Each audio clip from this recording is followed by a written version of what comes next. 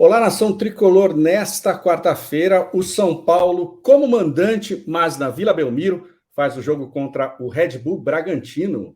Bragantino que está na terceira posição do Campeonato Brasileiro, com chances, depende só dele, na verdade, para conquistar o título depois dessa queda vertiginosa do Botafogo. São Paulo escolheu a Vila Belmiro muito pelo gramado natural, e porque o próximo jogo do São Paulo, também na sequência, é contra o Santos na própria Vila Belmiro. Para falar desse Bragantino, de Pedro Caixinha, treinador português, eu recebo aqui o Diego Pérez, que é repórter da Rádio 102 FM de Bragança Paulista, e o Diego já cobre há algum tempo a equipe Bragantino Massa Bruta. Diego, seja bem-vindo, muitíssimo obrigado pela participação. Bom, Maurício, eu que agradeço pelo convite, é um prazer estar aqui para falar sobre o Massa Bruta, né, o Red Bull Bragantino, que está fazendo um belo Campeonato Brasileiro. Esse ano foi mal nas Copas, né, mas no Campeonato Brasileiro está fazendo uma campanha surpreendente. Queria ouvir de você o que o Pedro Caixinha, treinador português, trouxe para essa equipe do Bragantino, que fez com que o time se tornasse tão sólido, tão forte. Olha, eu acho que principalmente a intensidade, né, o foco. Eu acho que ele trouxe muito isso do futebol mexicano, onde ele teve sucesso lá no Santos Laguna, do próprio futebol argentino, do último trabalho dele também no Talleres, fora todo o comportamento, né, que a gente sabe que no futebol europeu ele acaba sendo mais efetivo, comportamento tático e também de mentalidade dos jogadores. Então, acho que ele acabou, sim, trazendo isso, trazendo na bagagem, implementando com o tempo aqui no Massa Bruta. A gente já vê a diferença do Campeonato Paulista, por exemplo, para esse atual Bragantino do Campeonato Brasileiro, e é um cara de uma transparência muito grande, né? A gente nota isso nas entrevistas, seja nas exclusivas, nas entrevistas coletivas também, não fica colocando muitas desculpas, sabe, no gramado, na arbitragem. Quando o time vai mal, ele fala que sim, fala onde deve melhorar, e esse papo é franco com os próprios jogadores também, que criaram no técnico uma confiança muito grande. Então, acho que o Pedro Caixinha é um ponto, sim, fundamental dessa campanha do Braga. E, Diego, qual que é o esquema tático preferido de jogo do Pedro Caixinha? Olha, para ser mais claro, né, o 4-3-3. Ele acaba jogando com o meio-campo com 3 homens ali, ou um 2-1 ou um 2. Seria um volante com 2 meio-campistas mais ofensivos, né, de construção, ou 2 volantes de contenção e apenas um responsável ali por fazer essa ligação, né, por armar a equipe junto com o ataque. Os 2 pontas, eles acabam voltando bastante, né, no ataque. Ele joga com 2 abertos, um centralizado.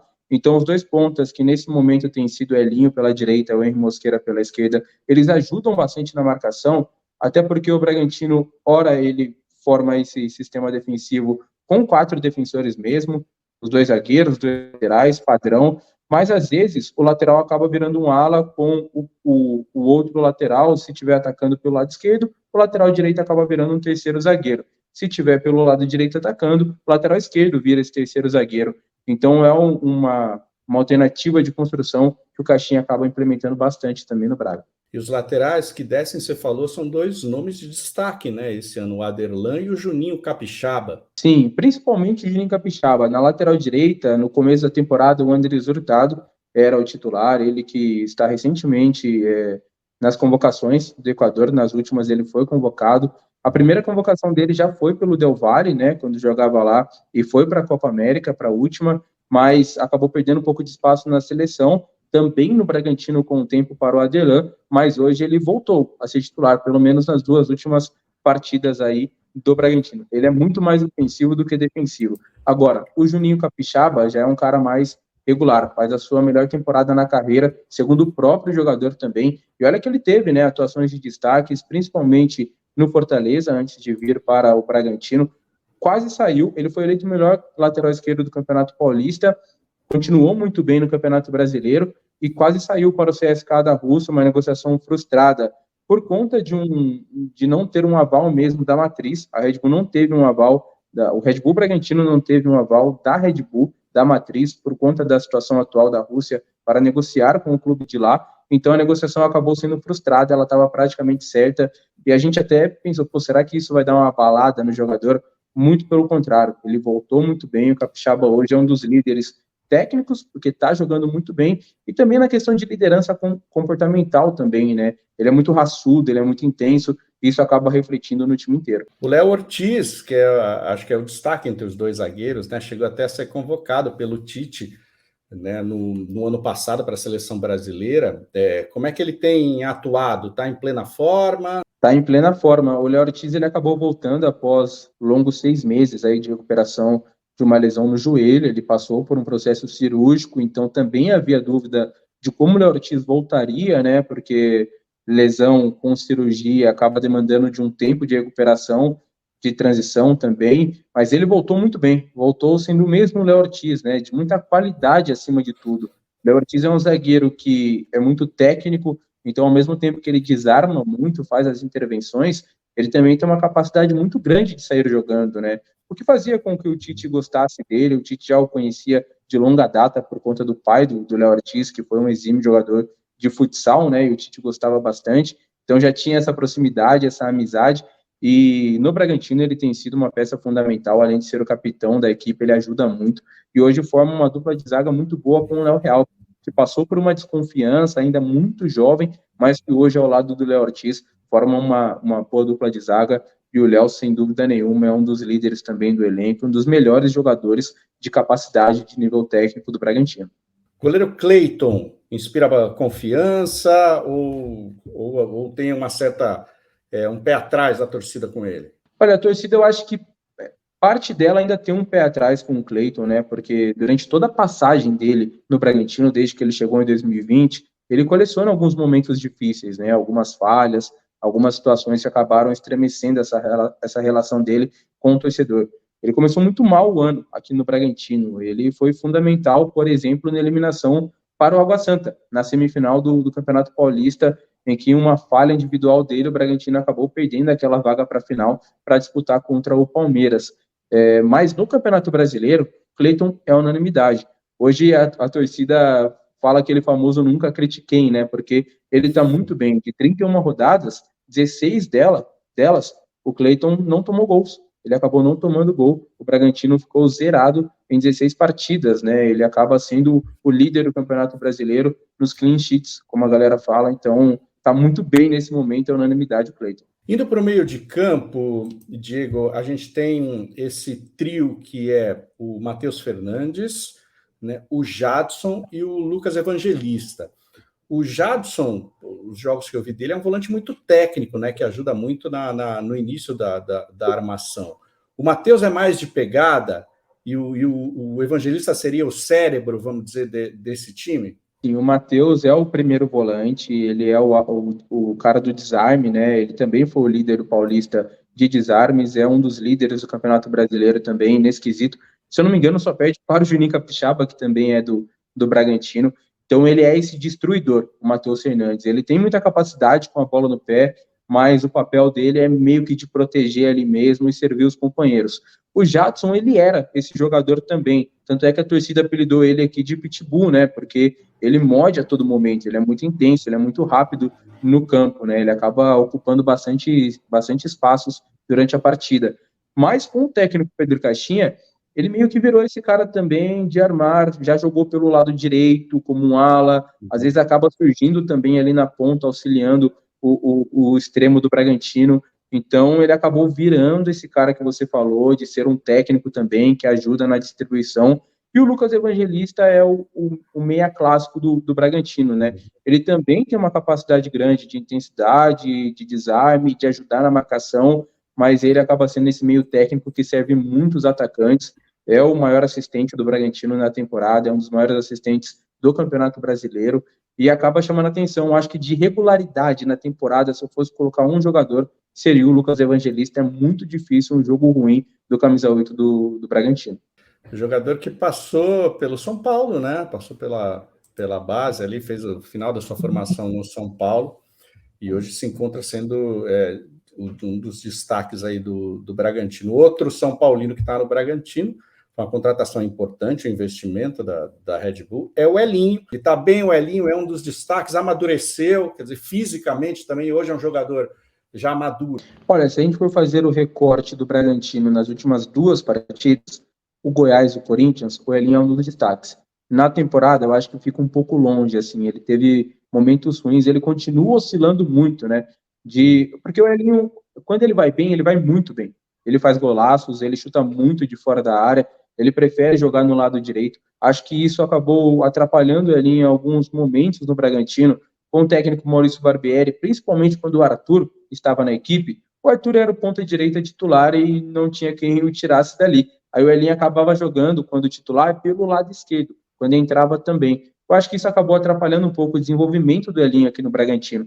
A partir do momento que o Arthur sai e chega o técnico Pedro Caixinha, o Elinho acaba atuando mais pelo lado direito e tem mais constância, tem mais boas atuações. Ele também se lesionou durante a temporada, então está voltando agora a ter essa sequência um pouco maior, mas nessa reta final de Campeonato Brasileiro, nesse recorte que eu te disse, ele fez 2 boas partidas, ficando na seleção da rodada, né, nessas 2, e marcando aquele golaço que deu a vitória do Bragantino contra o Corinthians. Ele é muito perigoso, né, cortando para dentro, chutando de pé esquerdo. Então, acho que eu acho que dá para dizer que hoje é o melhor momento do Elinho, do camisa 11, no Bragantino, mas ainda nessa temporada ele oscilou bastante. Não é unanimidade nem com a comissão técnica, eu acho. Nesse momento ele está muito bem, ganhando oportunidade, sendo titular, e muito menos com a torcida, que também ainda tem uma desconfiança com o Elinho, mas vive um bom momento. E completando o ataque, o Eduardo Sacha, já um jogador bastante conhecido, que é um centroavante, não aquela referência, né? Ele é um cara que se movimenta demais, centroavante muito técnico. E do lado esquerdo, o Mosquera, esse jovem colombiano, 21 anos, que é um foguete por ali, né? Isso foi um achado do Red Bull Bragantino.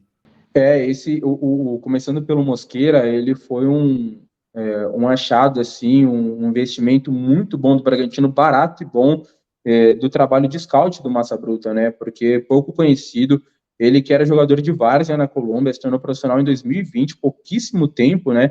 E em pouco tempo como profissional, ele já chamou a atenção do scout do Braga, que foi atrás do jogador, contratou, chegou desconhecido, mas é muito bom, ele é muito bom, ele é muito rápido e forte, né? Ele acaba no 1 contra 1, levando vantagem na maioria das situações.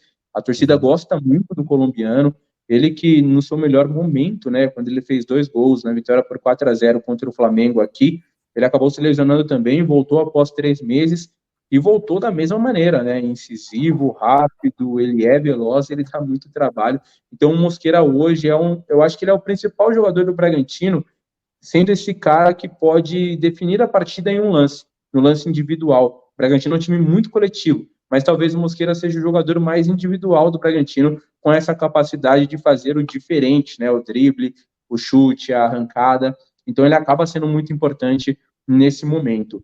Já o Eduardo Sacha, a contratação dele, eu acho que foi crucial para o Bragantino, assim, na temporada, né? Porque ele, além de toda a experiência que ele tem, de ter passado por várias equipes, e é difícil uma passagem ruim, né, do Eduardo Sacha por algum time, seja pelo Inter, seja pelo Santos, pelo Atlético Mineiro, ele sempre viveu bons momentos, as torcidas gostam bastante dele. Eu acho que dá para entender, porque ele é muito inteligente em campo. Quando ele não ajuda com gols, eu que nessa temporada ele já tem 15, é a melhor temporada dele na carreira em gols, ele ajuda com assistências também, ele tem 5 passes decisivos, então ao todo já são 20 participações em gols em 34 partidas dele pelo Bragantino, e é um cara realmente que chama atenção pela capacidade, pela qualidade técnica. Não é o centroavantão ali de ficar na área a todo momento, de fazer vários gols de cabeça, de dominar e bater, não. Ele acaba sendo muito inteligente também, taticamente, para abrir espaço, e com a bola no pé ele tem muita qualidade. Legal. E Diego, qual que você diria que é o grande trunfo, a grande força desse time do Bragantino? E qual é o fator mais vulnerável que fez com que o Bragantino sofresse derrotas nesse Campeonato Brasileiro? O ponto forte ou o ponto fraco? Eu acho que o ponto forte é realmente a intensidade, né? Foi o que eu disse quando você me perguntou do técnico Pedro Caixinha, porque realmente você observa o Bragantino em campo, é difícil o time meio que cansar daquela parada no jogo. O time continua no mesmo ritmo, trocando passes, achando o melhor posicionamento, sendo cauteloso também, não ataca de qualquer maneira, né? Vai muito ali nos comportamentos em campo sendo executados. Dá para notar, né, o trabalho do dia a dia nos jogos do Bragantino. Então eu diria que é a intensidade que ele trouxe, tanto para os treinos, isso acaba se refletindo nos jogos e gera muito desconforto para o adversário, né? Que às vezes começa muito bem no jogo, mas daqui a pouco dá aquela sentada e o Bragantino continua na mesma rotação. Então, acho que esse é o ponto forte. Porque, como eu disse, destaque individual, são vários jogadores que estão se complementando, né? Então, não tem um jogador que desponte como o melhor jogador do Bragantino na temporada. Eu acho que todos ali acabam se completando em campo. Agora, o ponto fraco do Bragantino, eu acho que ainda são as laterais. O Juninho Capixaba é muito bom sim, mas como ele faz esse terceiro zagueiro pelo lado esquerdo, ou às vezes até colocado no meio, é uma substituição recorrente também do Pedro Caixinha, colocar durante o jogo o Capixaba no meio e o Luan Cândido na lateral esquerda, então as laterais acabam ficando bastante vulneráveis, né? Porque nem o Hurtado, nem o Adelan ainda é unanimidade, como eu acabei explicando. E a zaga do Bragantino tem muita dificuldade também na bola aérea, né? Nas bolas paradas, sempre é um Deus nos acuda, porque realmente quando o Bragantino não vai bem e quando perde os jogos, um dos gols pode ter certeza que vai ser na bola aérea. O Bragantino tem essa dificuldade, tem tido durante a temporada. Se a gente for pegar lá o começo do ano, você acha que o Bragantino vai brigar por título? Não, não vai brigar por título. Talvez por Libertadores da América, que é o objetivo do time, foi o que acabou sendo verbalizado pelo clube, que o objetivo era a classificação direta pela Libertadores da América. Está no caminho muito bom para isso. E agora, dependendo de resultados, depende só de si, quem sabe não conquista um título, a cidade está empolgadaça. Legal, olha, Diego Pérez, repórter da 102 FM de Bragança, foi um prazer receber você aqui no 3Z, obrigado pelas informações, esse grande jogo lá na Vila Belmiro, você vai para lá? Estarei lá, estarei acompanhando o Bragantino lá na Vila Belmiro. Eu que agradeço muito pelo convite, um prazer falar com você. Quando eu conversei com o Thiago, um conhecido nosso, né, assessor do Bragantino, ele disse, pode aceitar que o Maurício é muito gente boa, então obrigado pelo convite, foi um prazer falar aqui de Bragantino e São Paulo. Eu que agradeço, Diego, muito obrigado, grande abraço para você. Um abraço, gente. Esse foi o Diego trazendo informações importantes desse Red Bull Bragantino, que a mim, pelo menos, surpreende demais essa chegada com condições de título, né?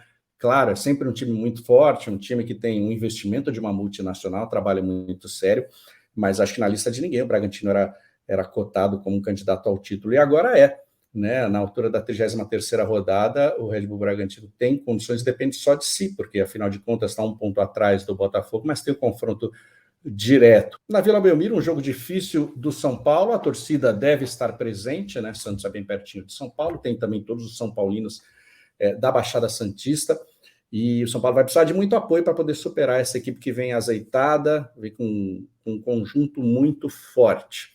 Mas tem aí coisas importantes, né, que o Diego falou, que podem ser exploradas pelo São Paulo. As costas dos laterais, né, o Hurtado apoia muito, ou seja, Caio Paulista ali nas costas do lateral direito pode ser uma boa arma, dependendo se Michel Araújo for jogar no lugar de Rodrigo Nestor, que se machucou, podem formar uma boa dupla por ali. Na bola parada, uma possibilidade aí, como disse o Diego, né, o miolo de zaga por cima do Bragantino costuma não ser muito confiável. São Paulo e Bragantino, você tem transmissão aqui no canal 3Z, o pré-jogo começa às 18h30, tá bom? A gente te espera, então, nesta quarta-feira, para o início dessa jornada, pela 33ª rodada do Brasileirão, São Paulo e Bragantino, na Vila Belmiro. É isso aí, muito obrigado, grande abraço, a gente se vê.